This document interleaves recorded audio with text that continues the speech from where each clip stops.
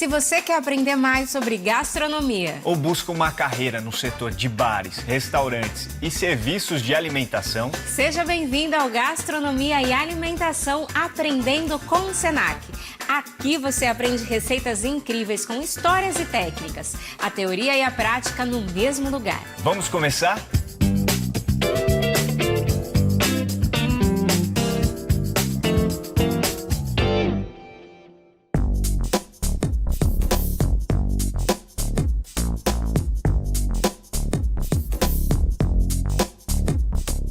Cabernet, Pinot Noir, Terroir, Blend, Tanino. O que você está fazendo, Félix?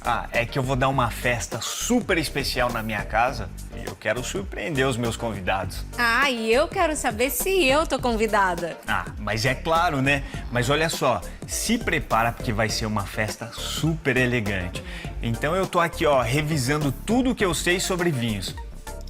Que legal. Quer uma ajuda para repassar tudo? Ia ser ótimo. Então vamos começar. Pinot Noir. Pinot Noir é uma variedade de uva.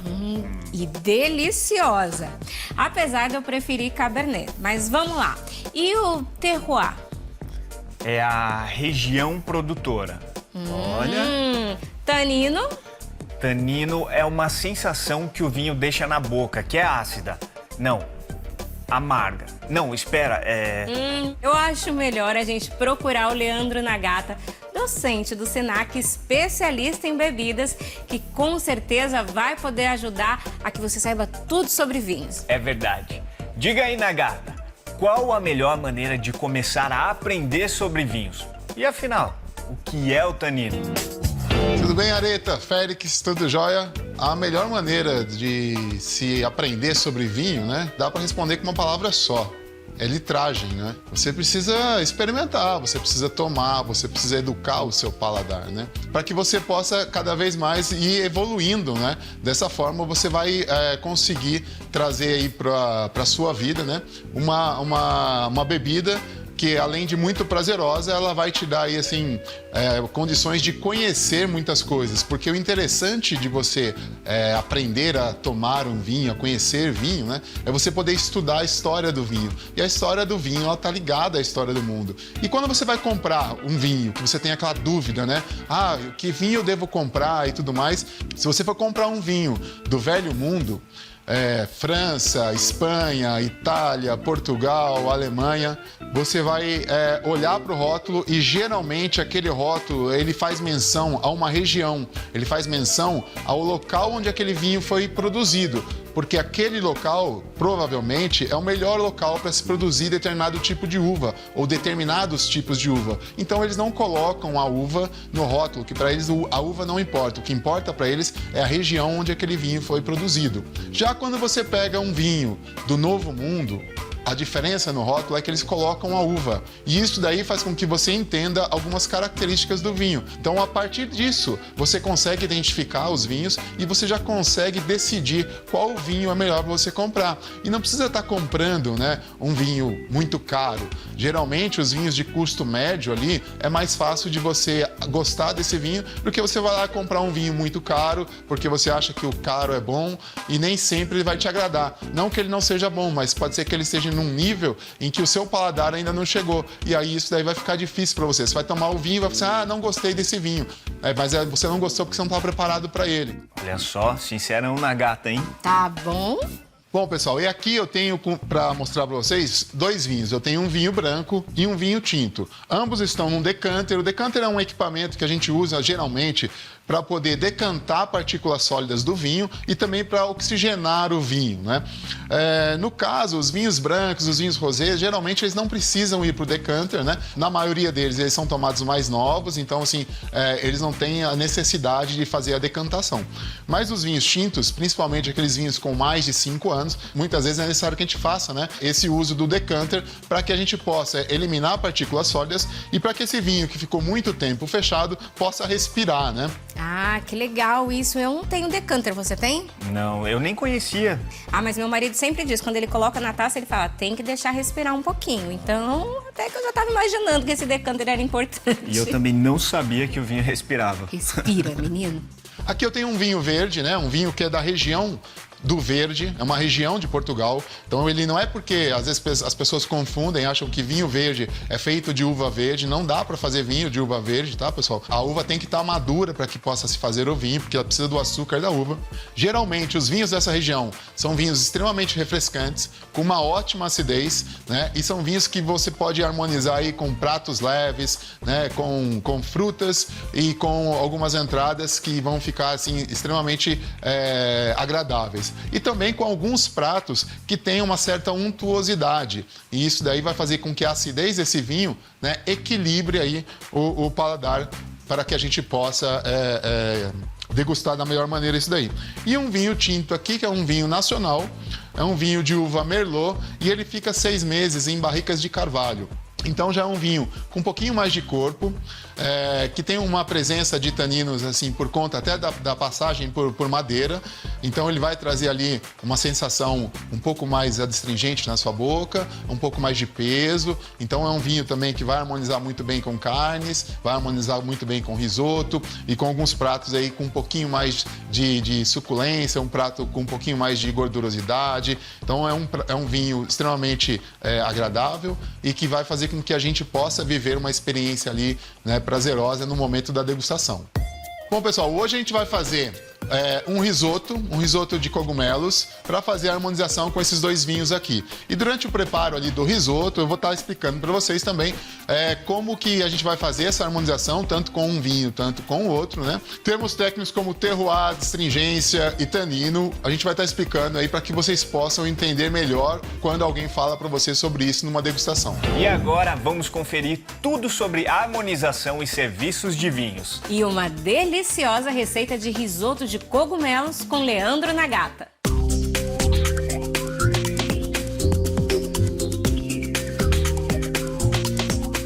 Bom, hoje a gente vai fazer um risoto de cogumelos, então, para a gente poder fazer a harmonização deles com o vinho, né? E aí, nesse risoto, a gente vai estar usando aqui um cogumelo Paris, cogumelo shiitake e um cogumelo shimeji, né? Manteiga, shoyu, sal e a pimenta do reino. Primeiro a gente vai estar dando uma refogada nesses cogumelos e aí vai deixar ele separadinho para depois a gente começar a preparar o risoto propriamente dito e depois a gente vai juntar esses cogumelos aí com o arroz, ok?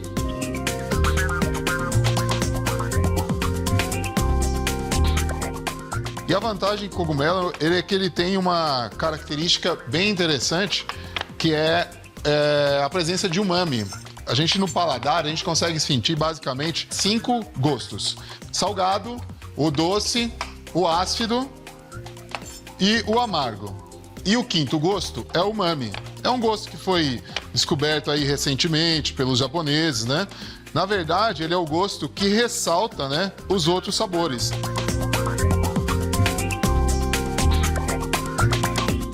Bom, quando a gente tá falando de vinho, e aí você escuta a palavra terroir.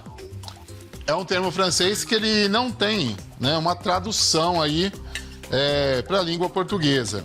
Mas ele traz aí o entendimento do seguinte: o terroir é a influência, na verdade, né, do solo, né, do clima, de toda aquela região onde está sendo cultivada a uva, é aquilo que influencia, né, no resultado final da uva ali. E também a gente tem o entendimento de que a interação humana faz parte do terroir. Então é bem bacana a gente saber aí o terroir para que a gente possa entender de onde vem o vinho e o que esperar daquele vinho, né?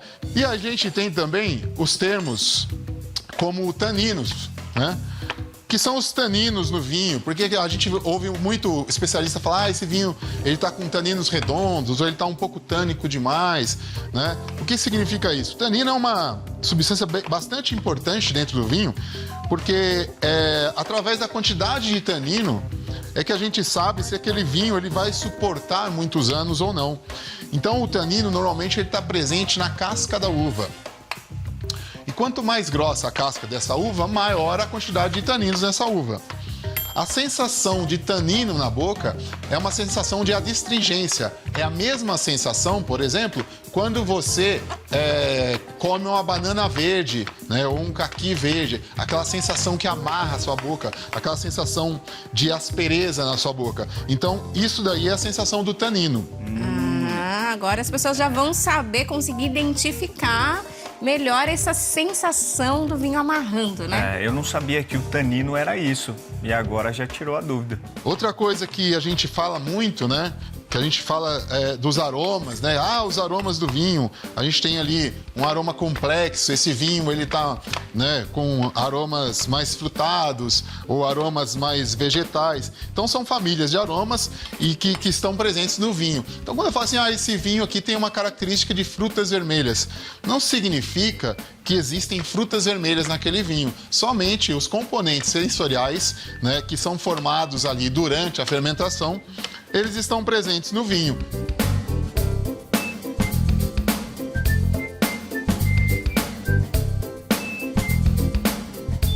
Os cogumelos, eu tô fatiando, eu fatiei eles aqui, porque fica mais fácil de a gente refogar eles aí. E o ideal é que você procure deixar ele com tamanhos bem parecidos, porque aí o tempo, né, de cozimento de um para o outro é bem próximo, então fica mais fácil de você chegar no ponto. Esse risoto, né, que a gente vai fazer com os cogumelos, é um risoto que vai estar com bastante cremosidade, com bastante untuosidade. Ele vai trazer uma característica para a boca, né, para o paladar, assim, de bastante conforto e com textura, né, porque o ideal é que você faça ele com um pouco de textura, porque o arroz ele vai ficar al dente, né, e aí vai juntar um pouquinho com a maciez dos cogumelos e isso daí traz uma textura, né, um contraste bem bacana, para que a gente possa usar isso aí também junto na harmonização com o vinho. Então, primeiro eu vou colocar aqui a manteiga.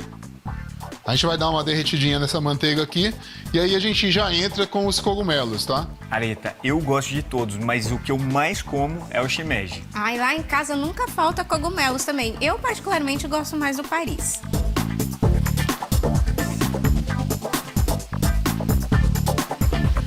Os cogumelos, normalmente, eles fazem um volume muito grande na panela, assim, mas rapidinho eles vão dar uma murchada. Eles são compostos aí quase que 90% de água, então vai dar uma boa murchadinha aqui. A gente entra com o shoyu aqui, ó, e a pimenta do reino. Normalmente, né, a harmonização para as pessoas é algo assim, né, um bicho meio que de 7 cabeças. As pessoas nunca sabem como harmonizar, o que harmonizar, né? Por que eu vou usar determinada bebida com determinado alimento? Mas a gente tem algumas regras que são bem simples de ser seguidas, né, na harmonização. Mas o interessante da harmonização é que a harmonização é algo que você carrega com você. Se você não gosta de determinado ingrediente ou de determinado sabor, não adianta você querer harmonizar alguma coisa com aquilo, porque não vai dar certo. Então é aquilo que você traz na sua cultura. A gente tem aqui a parte do sabor dos cogumelos, a questão do terroso, né? O sabor que a gente traz agora, colocando aqui com o shoyu. Além de promover essa questão de ficar aquele gostinho de quero mais na boca, a gente tem a questão da cremosidade desse prato e a untuosidade dele. Isso vai fazer com que a acidez do vinho, o tanino do vinho se equilibre com essa untuosidade, com essa cremosidade, fazendo com que a gente tenha ali uma harmonização. A bebida, a gente sempre vem depois da comida, porque ela vem promovendo uma lavagem, né? Você vai lavar a sua cavidade bucal com aquela bebida. Tem que se controlar. Não adianta atacar a bebida antes, tá? O certo é o quê? Comer e depois beber. Já aprendi. Uma bebida com muito tanino. Normalmente, se você vai tomar ela pura, ela vai amarrar a sua boca. Só que quando você come um prato ali com um pouco de gordurosidade, um pouco de untuosidade, né, ou cremosidade, quando você vem com essa bebida que é cheia de tanino, essa gordurosidade ela vai neutralizar o tanino, fazendo com que você sinta melhor o sabor da bebida. Então, além de você estar ali com um prato extremamente saboroso, você vem harmonizando com uma bebida que vai valorizar a bebida, no caso, por conta dessa proteção que você faz na sua cavidade bucal. Estamos adorando a receita e os ensinamentos sobre vinhos. E nós queremos tirar algumas dúvidas, Nagata. A receita do risoto utiliza vinho branco. Cozinhar com vinho muda em alguma coisa na harmonização? Olha, cozinhar com vinho, né, muda muito no seu ânimo, porque você fica muito mais feliz enquanto você está cozinhando e tomando um vinho, né, é muito melhor. Agora, o cozinhar com vinho, né, como ingrediente, na verdade, ele agrega valor para a harmonização. Quando a gente traz o vinho para o prato, a gente vai estar agregando ali sabores, né, aromas para o prato, que vão favorecer essa harmonização lá na frente. E me diz uma coisa, o risoto, ele pode ser feito com qualquer combinação de cogumelos? Por que você escolheu combinar esses Paris, shimeji e shiitake? Que eu acho que é uma combinação aí tradicional, uma combinação bacana. Mas na falta de um deles, você pode substituir sem problema nenhum. Existem outros cogumelos, como por exemplo portobello, né? Ou até um fungo sec, que é um cogumelo que ele vem desidratado. Fica a sua escolha, né? Ao seu gosto, para que você escolha os cogumelos, os melhores cogumelos para você poder usar. Não vai só usar um cogumelo venenoso aí no seu risoto, né? Uma verdadeira aula de harmonização de vinhos acompanhada de um delicioso risoto de cogumelos. Não adianta procurar que esse episódio não tem defeitos. E é claro que você vai querer encontrar a gente no próximo bloco.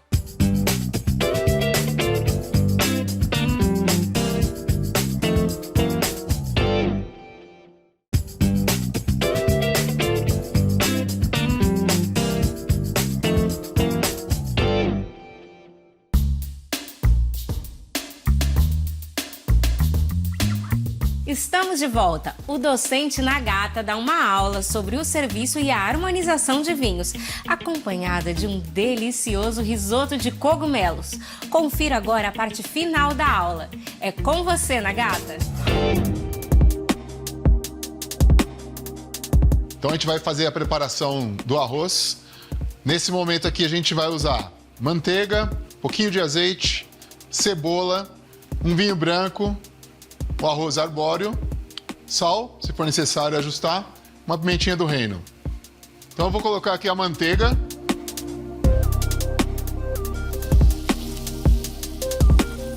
Junto da manteiga eu coloco um pouquinho de azeite. Aqui é só para a gente não deixar essa manteiga queimar. O azeite ele vai elevar o ponto de fumaça da manteiga. Então aí a gente pode manter ela um pouco mais de tempo aqui. E vou fritar essa cebola aqui. Vou deixar ela bem transparente aqui.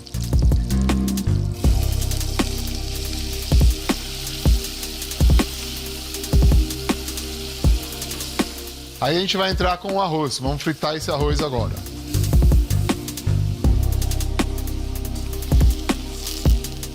Esse arroz é um arroz que ele tem uma quantidade maior de amido, que é para você deixar esse risoto ele mais cremoso. O segredo do risoto é você não parar de mexer ele, você está sempre mexendo ele, porque essa movimentação vai liberar esse amido do arroz, trazendo cremosidade para o prato, né? Aí agora eu vou entrar com o vinho branco. E aqui a gente começa o trabalho de ficar movimentando esse arroz, mexendo esse arroz aqui. Esse vinho branco, ele vai ser, né, absorvido aí pelo arroz, trazendo aí a característica de sabor para o nosso prato. Isso aqui também é bem bacana, porque ele já vai trazer umas notas pra gente aí, né, de uva, essas notas do próprio vinho aí, que vai ajudar na harmonização final lá, quando a gente for fazer a harmonização com o vinho. Esse prato, ele é um prato versátil, é um prato que dá pra gente a possibilidade de harmonização. Aqui agora eu vou colocando aqui um caldo de legumes, aos poucos, para poder ir hidratando esse arroz e ao mesmo tempo liberando esse amido dele. Então eu vou sempre mexendo aqui, olha, sem parar. Ó, Arieta, eu teria um pouco de dificuldade porque eu sou um pouco impaciente, mas para fazer esse prato tem que ter atenção e tem que ficar mexendo, não tem jeito. Tudo bem, dessa vez eu posso fazer e você ser meu convidado. Eu levo o vinho. Maravilha! O risoto é um prato que é muito versátil, né? Então você pode aí usar ele como, né, um prato principal, como um acompanhamento. Então dá para colocar ele em diversas situações para que você possa aí promover também aí um jantar completo junto com uma boa bebida aí para poder harmonizar. Vou adicionar os cogumelos.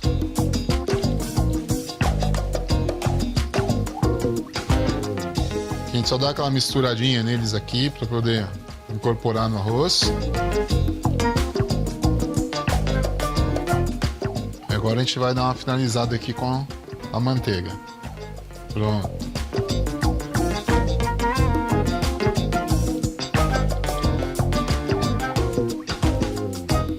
Então, finalizando o risoto aqui, aí a gente vai servir.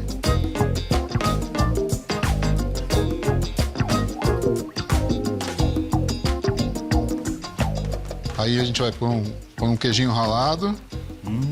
Deu água na boca, hein? Deu. Ai, eu também fiquei. Olha essa finalização, o prato tá bonito demais. É, muito cremoso. Nagata, explica pra gente como a temperatura influencia no sabor do vinho. A temperatura, ela influencia demais na bebida. Se você tiver uma temperatura muito baixa, geralmente ela vai fazer o quê? Ela vai esconder os aromas da bebida.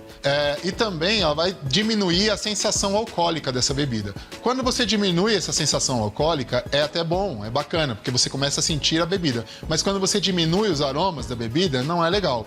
Quando você aumenta a temperatura, você libera mais aromas, porque os mais voláteis vão começar a aparecer, porém você vai aumentar a sensação de álcool. Então isso daí, uma coisa pode atrapalhar a outra. O ideal é a gente sempre trabalhar com a temperatura certa para cada bebida. Então a gente tem vinhos brancos aí para a gente trabalhar de 6 a 10 graus de temperatura, vinhos tintos até de 14 a 18 graus de temperatura, para que você consiga absorver, né, que você consiga apreciar melhor tudo aquilo que o vinho pode te oferecer. E quais são os alimentos mais difíceis de se harmonizar com o vinho? Por exemplo, ovos, ele traz uma dificuldade para harmonizar. Alimentos condimentados com muita pimenta, ele vai trazer dificuldades para harmonizar com o vinho. Doce também, com determinados tipos de vinho, não vão combinar, porque geralmente o vinho tem que ser um pouco mais doce do que o próprio doce, né? Então você tem que ter um vinho de sobremesa ali, né, um vinho de colheita tardia, né, ou um botritizado, para que você possa harmonizar com uma sobremesa, né, e fique de forma elegante. Areta, Félix, agora chegou o melhor momento do dia. É o momento da harmonização. Eu vou harmonizar esse risoto com os vinhos. Então, primeiro, vou experimentar esse risoto aqui.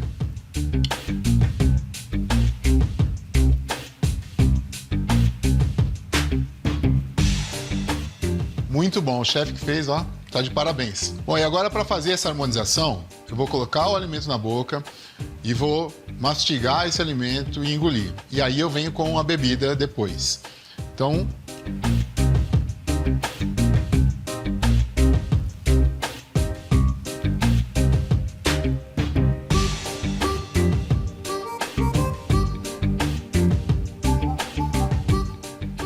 esse tipo de harmonização é uma harmonização de convivência. Por quê? Porque você sente o gosto do alimento, o vinho, você consegue identificar os sabores do vinho e aí você consegue consumir os dois ali, mas ele não sobressalta, ele não fica aquela coisa, maravilha, surgiu um terceiro sabor. Não, eles convivem. Não afeta o outro, então fica ali uma coisa bem interessante, porque você consegue sentir os dois sabores, né? A união deles ali não traz aquela coisa maravilhosa, mas também não desagrada de forma alguma. Então, sim, é uma harmonização de convivência, uma harmonização boa. Então, esse vinho, que é um vinho branco, um vinho verde, né? Ele é feito da uva alvarinho, e aí você tem essa questão da acidez, do sabor frutado, e isso daí vem equilibrando com o risoto, que já tem uma questão de gordurosidade, né? De untuosidade e terroso, com bastante umami. Ah, olha só. Você viu que nem sempre a harmonização é da forma que a pessoa pensa. Nesse caso, ficou 0 a 0. Ficou no empate. E aí, agora vamos para o segundo vinho. Mais um bocadinho do alimento.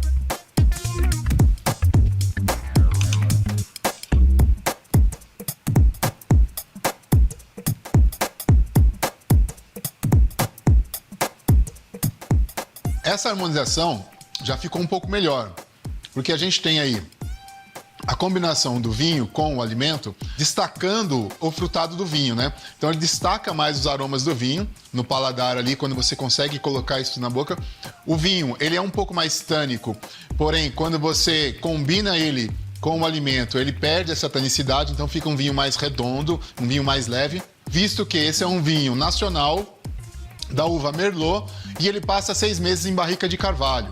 Então, assim, esse fato de passar na barrica de carvalho vai trazer notas da madeira, como, por exemplo, baunilha, caramelo, que vai dar uma combinação ali com o risoto, né? Com o salgado do risoto. Então, isso vai acabar equilibrando, porque ele consegue realçar os sabores tanto do alimento quanto do vinho, né? Então já é uma harmonização perfeita ali, que a gente costuma dizer, que é uma harmonização bacana, que agrada bastante o paladar, né? E quem vai poder estar fazendo essa harmonização aí, quem puder fazer isso, vai gostar bastante dessa harmonização. Então, eu acho que o vinho tinto, nesse caso, ele ficou bem melhor do que o vinho branco. Então agora eu já sei qual eu vou levar pro jantar. Muito bem. Eu vou mandar bem nesse jantar, né? E eu vou estar lá. Tchau, Nagata. Valeu, Nagata. Saúde. Muito bom. Que delícia. E aí, Félix, aprendeu tudo sobre vinhos? Já tá se sentindo pronto para preparar o seu jantar? Aprendi tudo, Areta. Eu acho que eu vou mandar muito bem nesse jantar, hein? E se você quiser aprender mais conteúdos de gastronomia e receitas especiais, continue com a gente no Gastronomia e Alimentação Aprendendo com o Senac. Tchau e até a próxima!